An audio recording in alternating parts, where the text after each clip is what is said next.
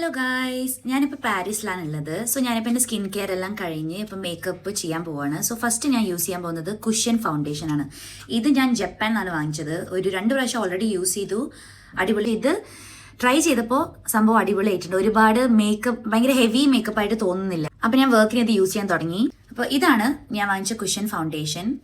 So നമ്മൾ ഇങ്ങനെ open ചെയ്യണം.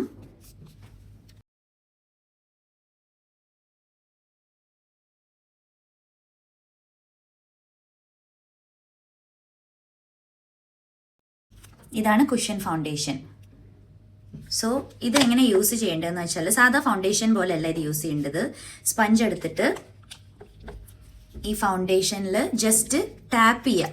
കുറച്ച് ടാപ്പ്, ഒരുപാട് പ്രസ് ചെയ്യാൻ പാടില്ല, കുറച്ച് ടാപ്പ് ചെയ്തിട്ട് അപ്ലൈ ചെയ്യുക.